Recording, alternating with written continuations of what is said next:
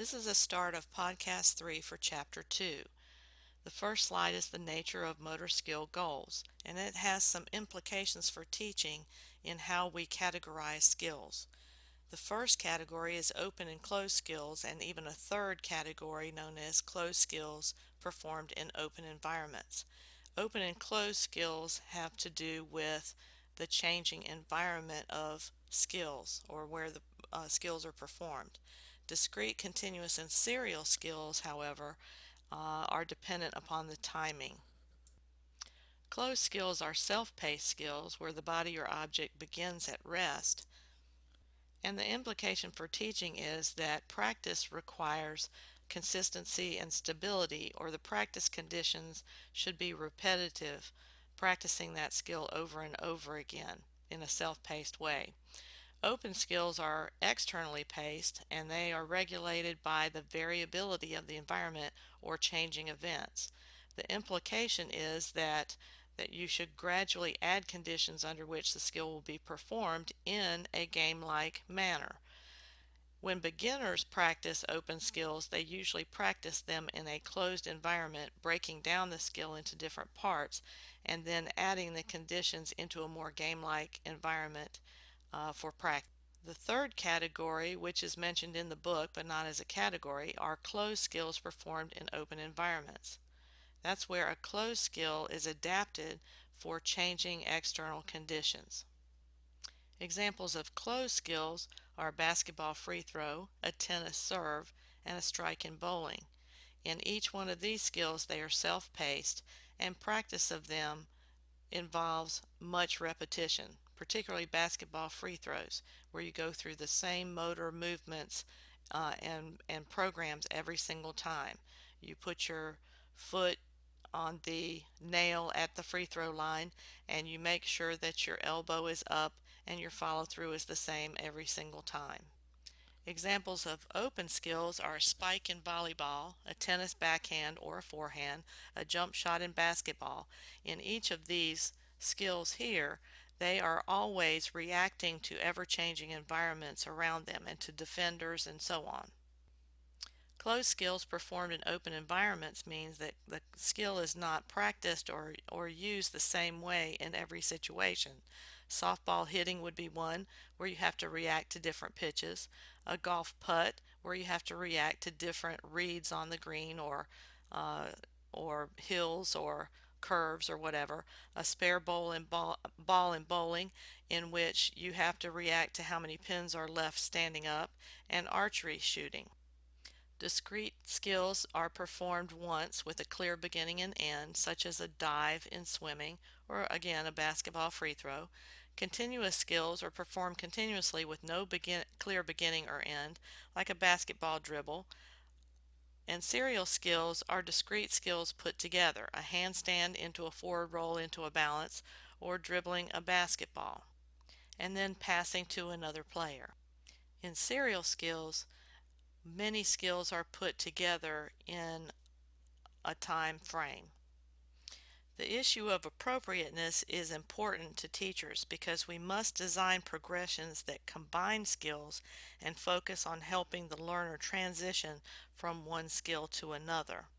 For example, a soccer dribbling looks different if you are guarded closely than if you're just dribbling by yourself around a bunch of cones.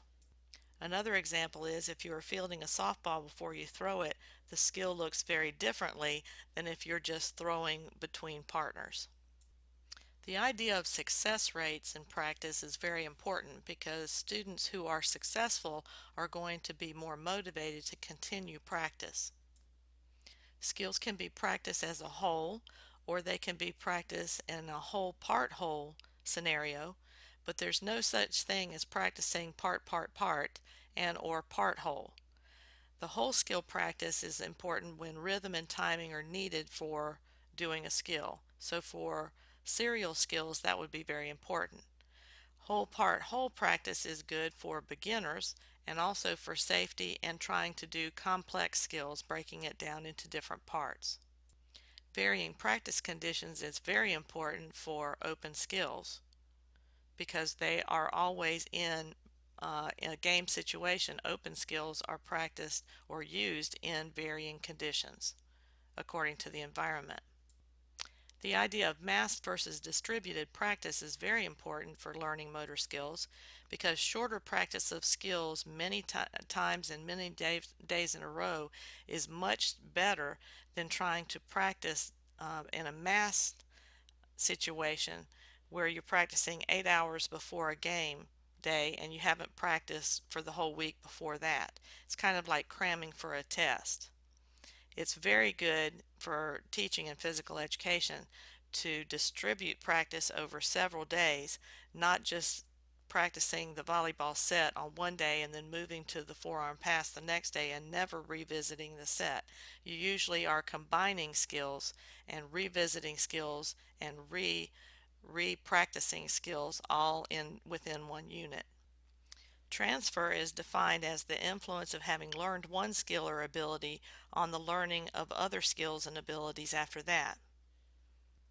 Bilateral transfer is practice from one side of the body that transfers to the other side of the body. Usually it's better to start practice in this case with the dominant side. Examples of this type of transfer are a basketball layup, basketball or soccer dribbling, soccer kicking into the goal, and so on. Inter-task transfer is when you learn one skill and that facilitates the learning or performance of another skill, such as in the tennis serve, it's a throwing type of pattern.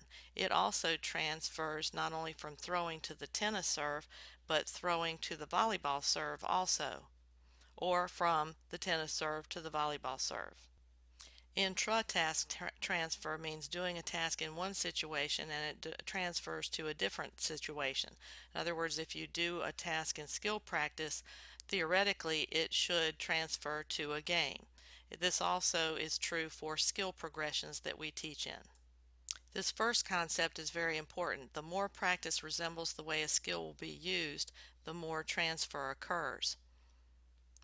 An example of this is when you try to practice a forehand or backhand in tennis from a toss hitting into a court on the other side versus practicing hitting against a wall. How many times do you hit against a wall in an actual game? Hardly ever. So the transfer has to be game-like. This last concept is very important also. Using information that students already know, which we call prior knowledge, is important for trying to make transfer from what they already know and have learned in another activity to the particular activity that they're doing now. So they can learn some things in tennis from one net wall game to another, like badminton or racquetball or pickleball. The importance of this slide is that learner characteristics affect the ability to learn motor skills, and we need to differentiate instruction as much as possible. For example, the EdTPA is having you pick out 3 students from your class and try to design instruction for the 3 different levels.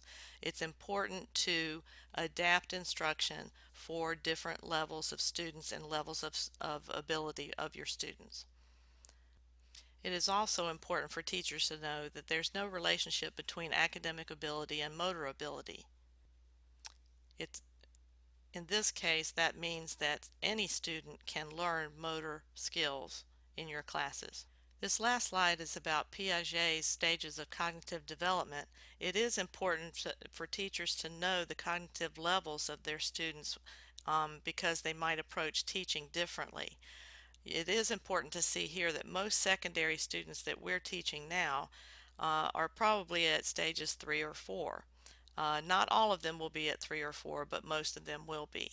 But these are the characteristics of the different stages of cognitive development. This is the end of Podcast 3 and Chapter 2.